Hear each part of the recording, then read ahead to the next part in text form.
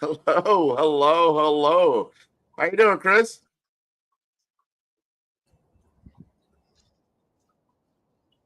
We got Hey, Grant. So, hey, everyone, the financial IT, the big picture. I'm Chris Principe, and this is my co-host Grant McGaugh, and we are ready to have one exciting show today. This is our first show, and I just want to start off with a quick little introduction. My name's Chris Principe from New York, but coming to you right now from South Florida, and really pleased to be here. I want to just turn things over right now to my co-host, Grant McGaugh, and let him give you a little idea of who he is, who we are, and what we're doing. well, I tell you, first of all, thanks a lot, Chris. I see you down there in sunny South Florida. Right now, we just opened up my Omaha office. So I'm in Omaha, Nebraska in the Midwest. It's a little bit dreary today, but I'm sure it'll be sunny a little bit later. We're doing our this is the very first show for the Case Capital Markets. And at first, I want to encourage the audience to make sure they go to Case Capital Markets, CCMX. They can go there, casecapitalmarkets.com, get the news, not just our news, but all of the news simultaneously. It's the first marketplace of its kind that's coming out of St. Croix. And this kind of kicks off what we are doing as a team. And we're going to have a candid conversation. I've been doing investment banking now for about 6+ years, working in the small to large business segments, $100 million and below, or $3 million plus, depending on how you want to look at it. And we have some interesting views that we're going to talk about today, which has been coined Liberation Day. So we're going to have this great conversation with Chris. Chris has been doing financial IT for a long time, and there's some big implications in the fintech world. We want to talk about this. I'm on the advisory board of SETI Case, and you need to take a look at that. That's for the St. Croix Development Initiative, and the case part of that is the Caribbean American Single Economy. So let's have a great conversation. So Chris, bring us up to speed about what you're doing. How do you see this day unfolding as the big tariff day? Well, I've heard the name coined Liberation Day, Grant, and I'm just wondering who we're liberating. But okay, fine, if that's the name. So for me, over at Financial IT, we've been leading the news in fintechs and the financial space since 2012, and really great to be able to be here with you and be able to be part of this really exciting initiative that is going out throughout the Caribbean, emanating from St. Croix. So when we look at the region, I've got a lot of personal involvement in the region. I really want to see that things will be able to develop and grow as they should. So we'll be talking about all things that are related to the Caribbean, as well as what goes on outside the Caribbean. And for me, particularly, will be in the financial space. And what you'll see in future shows is that in many occasions, I will be on location from various events that happen in the financial space globally. So that'll be my little part. My partner here, Grant, he's got a bigger part. He's going to be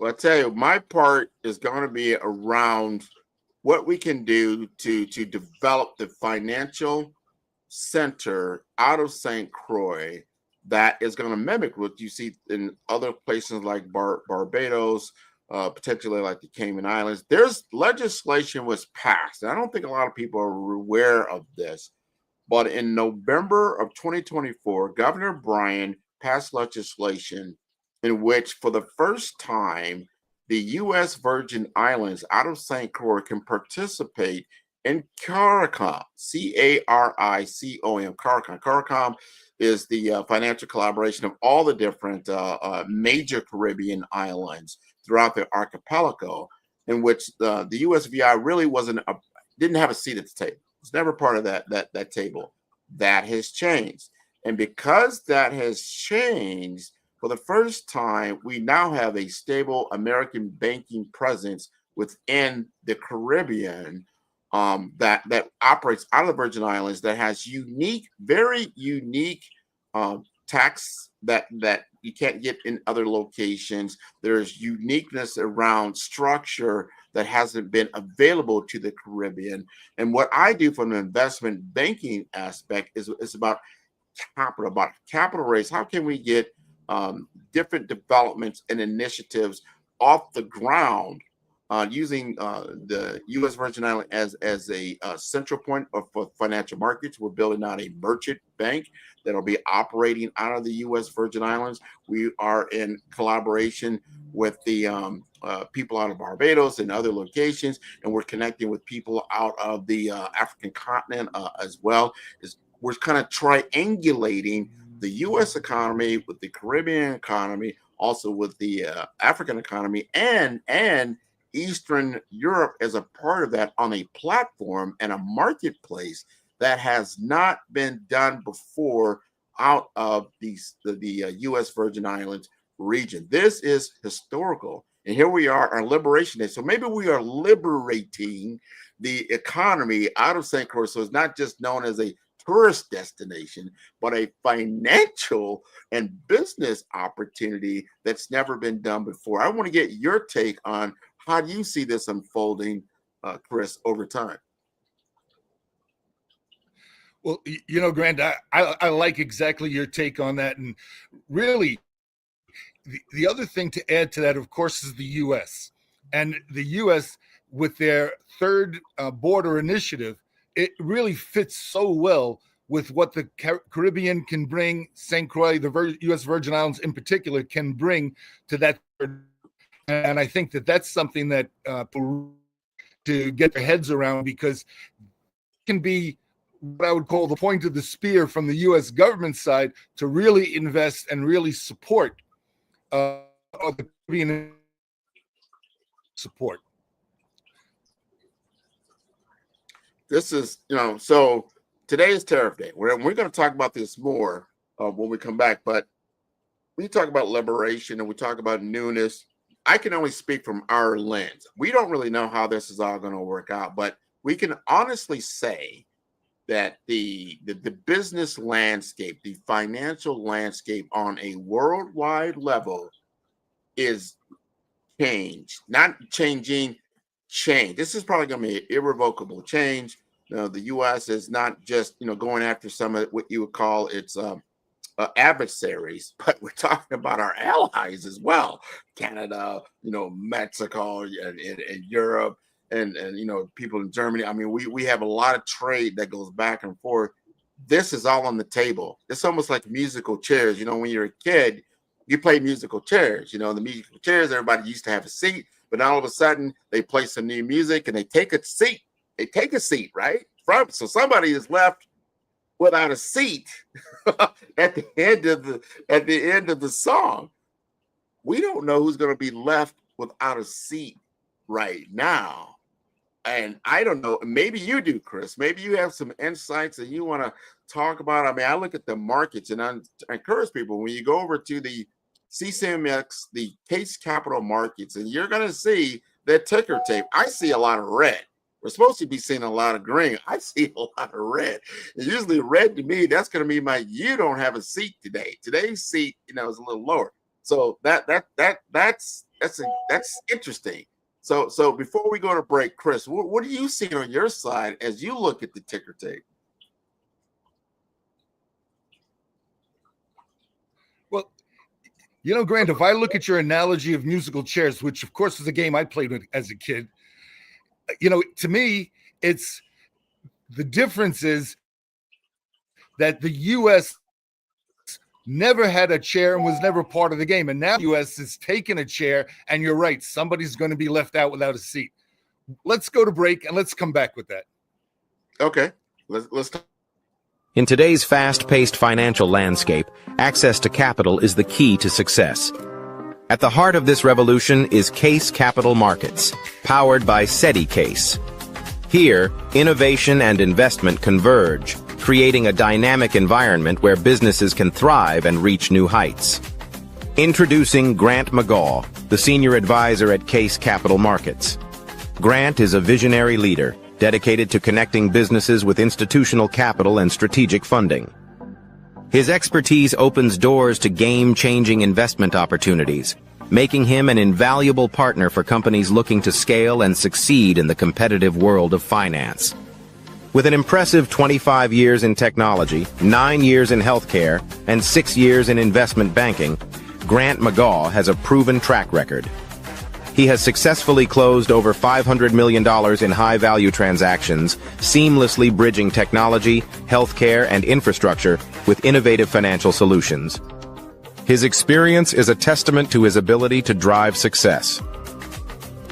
Case Capital Markets offers businesses direct access to over 32,000 venture capital firms, private equity funds, family offices, and institutional investors. This network empowers mid-market companies with under $100 million in revenue to scale beyond their limits, unlocking unprecedented growth potential. Debt, equity, growth capital, public offerings. These are the building blocks of the future of capital access. Whether you're scaling a business, seeking investment, or exploring market expansion, Grant McGaugh is your trusted partner. Together, you can unlock capital and create long-term financial success. The future belongs to those who take action. Are you ready to elevate your business? With the Bloomberg Small Business Report, I'm Tracy Jonke. Small companies share a lot of challenges, but some problems are unique to their industries. And we're seeing both sides in the latest Small Business Checkpoint report from the Bank of America Institute. We are seeing, a little bit of deterioration in manufacturing, especially in those firms less than $500,000 in revenues. Sharon Miller is the president of business banking at Bank of America. Another sector they're watching is retail, which is doing well overall with one exception. In furniture, that's the only retail category that we did see a decline. One way the bank measures decline and growth at small businesses is by looking at their spending. And Miller says smaller firms have been slowing their spending across the board. As I'm talking to clients around the country, that's what I'm hearing as well. We do want to expand. We do want to invest in our business, but we're holding off just a bit to see what's going to happen. With tariffs and other taxes. And that's the Bloomberg Small.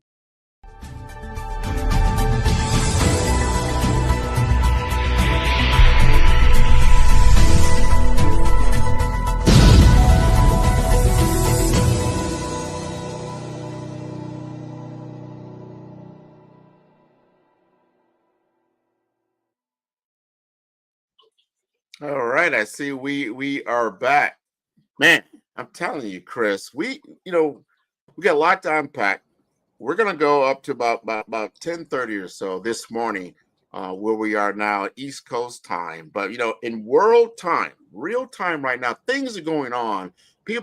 Markets are just bananas. I look at the ticker tape. I just went over there and I said, man, it looks like, I thought it was Christmas, but I think it's more like Valentine's Day with all the different red that I'm seeing across these markets. So we are in full blown uncharted territory, right? And then we're sailing out there.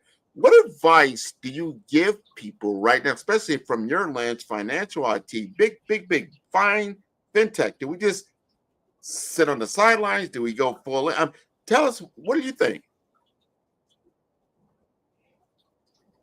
Well, first, Grant, I'd say that, the markets, as you and I have both seen over our career, cycle, right? So they're going through cycles. They go up, they go down. They kind of need to, so that the in-between crowd can make money, right? If everything just stayed and nobody bought and sold, went up and down, that in-between crowd doesn't really benefit like they want to, right?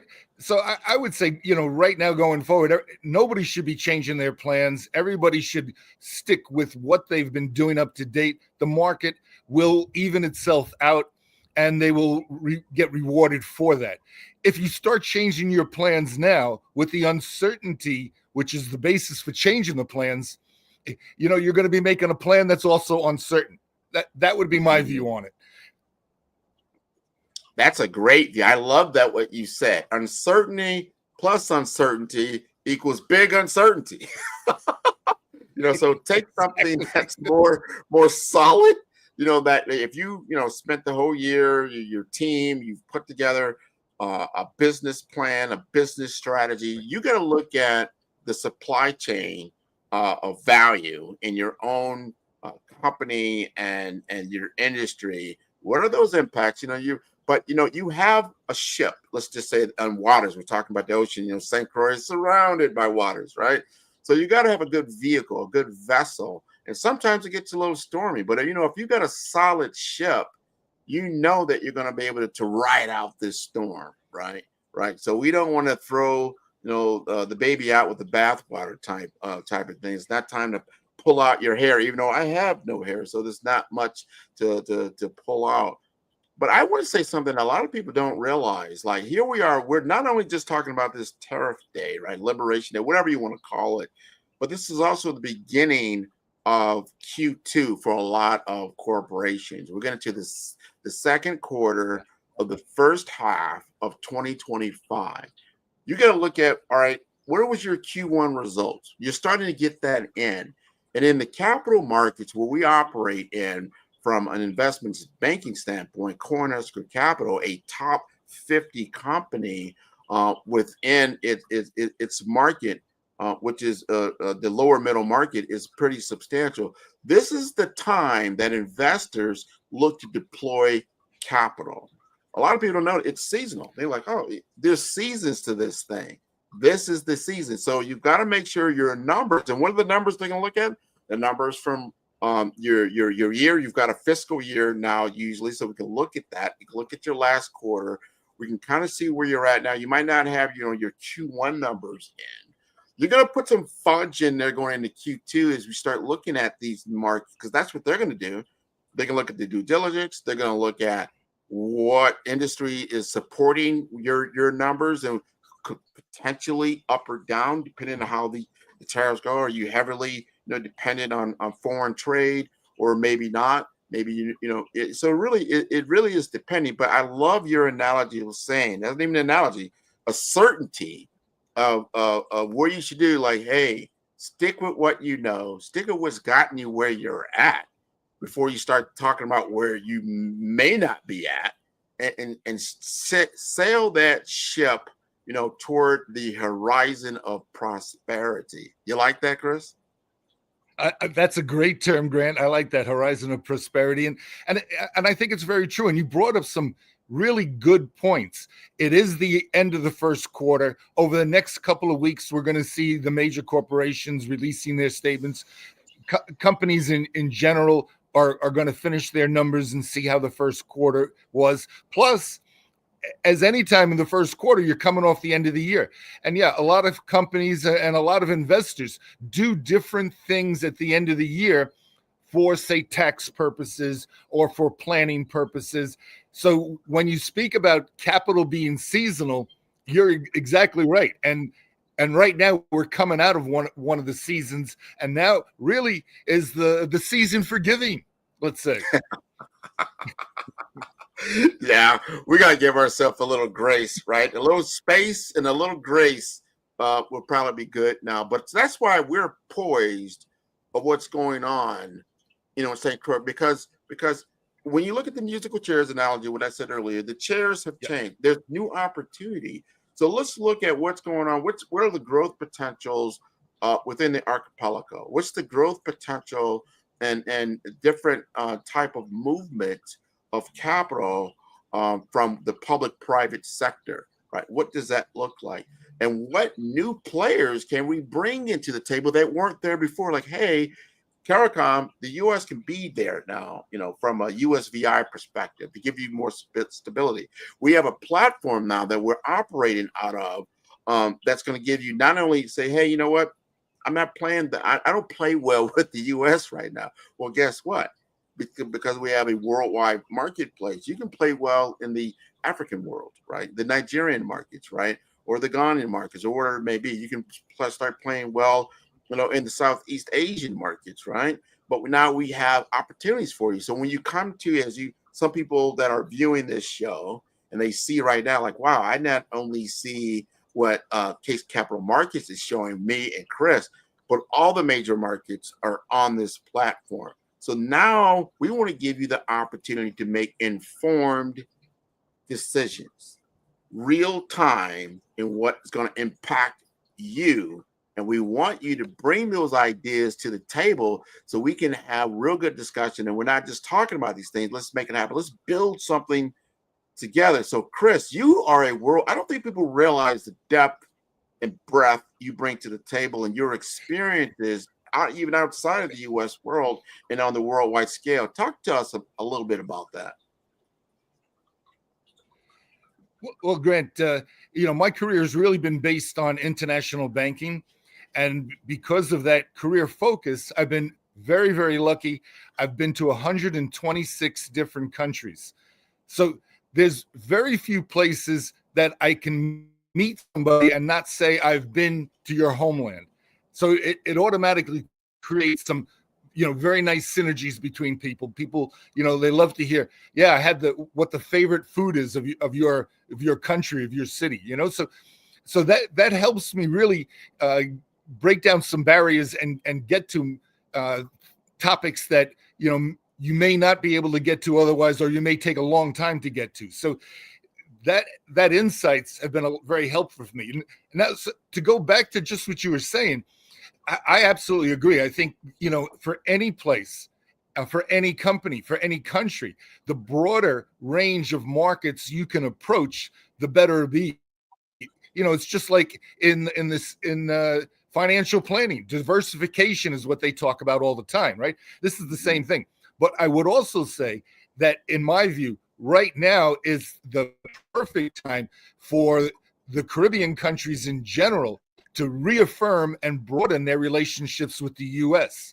I think that you're going to find a lot of opportunities now because of what's gone on.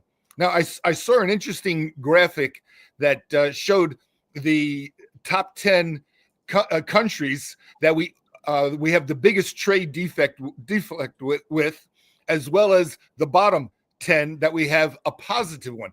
And, if you just look at that, you can understand why the U.S. needs to make some kind of change, because it's so out of proportion. Now, I'm not suggesting that it's a situation that ever become equal, but so if you look at the list of top 10s, those are generally the countries that, need to realign a little bit with the U.S. And along with that, many countries have imposed tariffs on U.S. products because we can pay for it, right? Mm-hmm. It's a nice source of income from them, and I understand that. I think a lot of people talk about protecting the local market, and it's true, but I think it's limited. Mm-hmm. I think it's more about protecting a revenue stream of customs duty fees into the country, which is much more consistent and much more stable. So I find all that kind of interesting. And in my career as international banking and going to so many places, you see a lot of this in action. So I look at this situation right now, Liberation Day, as a bit of a realignment that maybe is long overdue. I agree. Now, see, you brought up something, and this is the reason why we have this show. Good information. What I think the government does, or when people get information from media, mainstream media, you don't get the why. Like, all right, we see, Trump administration doing these huge tariffs, and they're 25% increases. Canada, Mexico. They're not telling the whole story though. Like, why? But why? Right. And you just gave us a much better understanding. Hey, we're out of whack here, and just like you're running a household, right? You're saying, hey, I'm putting more into you than you're pouring into me. That's an unbalanced type of relationship. We need to sit down at this table. Now, some people will disagree with the timing. Maybe you don't just do it all at once. Just like somebody just throws a bucket of cold water on you while you're sitting there like Chris is in South Florida. You might be like, oh, that's going to shock you a little bit. I would caution that, there's a way of doing things a little bit more tactfully, but give people the reason why you're doing things. You might not agree, but at least show your point of view. Being like, this is why we need to do this. And this is why we're moving forward in this direction. And then you can make a better informed opinion.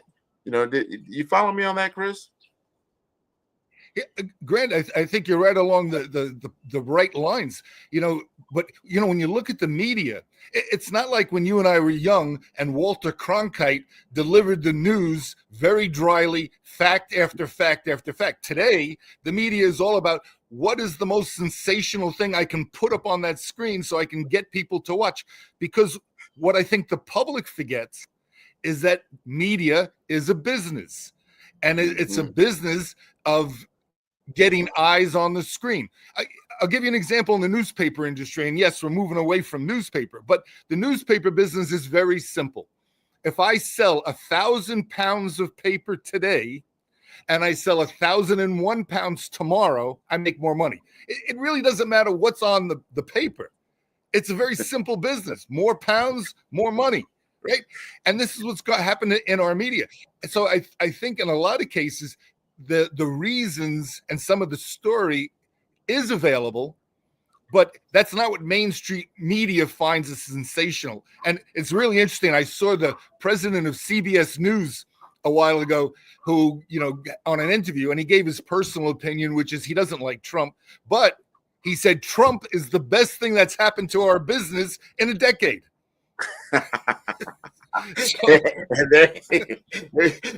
I see that a lot.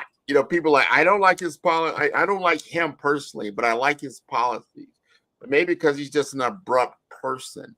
I don't want to get into the politics, because I stay away from religion and politics. Is like everybody has an opinion. I'm not going there, but I hear what you're saying. Like, how does it impact me? That's what we're going to look at. What is the impact?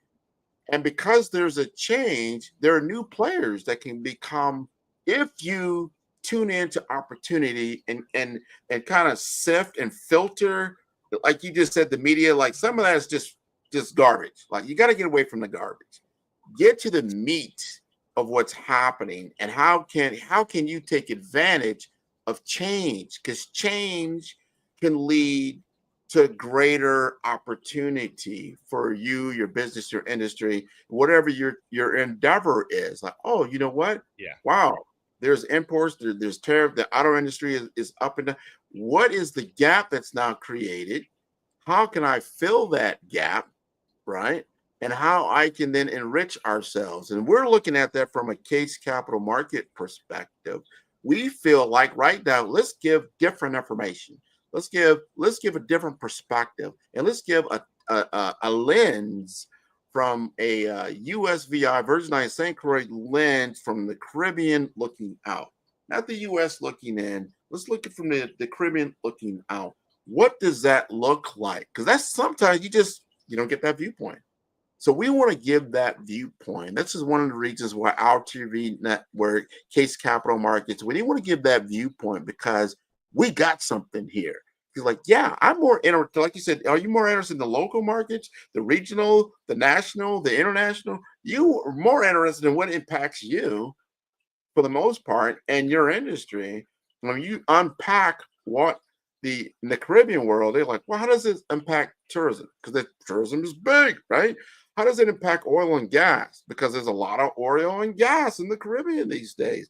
How does that impact the financial markets, the financial center? There's so much finance that goes through, and banking that goes through the Caribbean. What does that look like? Because right today, it's different. And that is what's important. What do you think, Chris?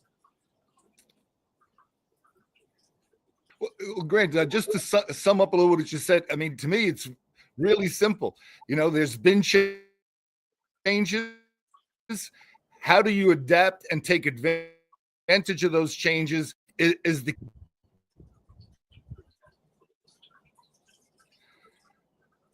So Grant, I think that our time is about done for today. I really enjoyed the start off and the things. I hope that everybody else will see some of the facts and opinions, because we do both on this show. And going forward, we will do more. Grant, thanks a lot today. It was great being with you. Awesome. Can't wait till the next time. You take care. Stay warm.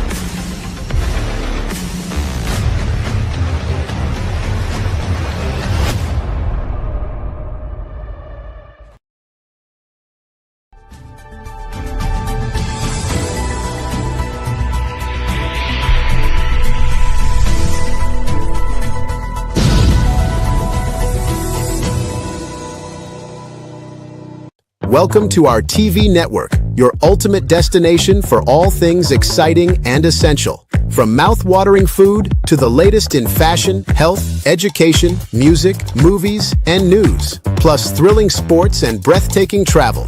Our TV network brings it all to you. Tune in today and experience the best of every world. All in one place, rtv.network.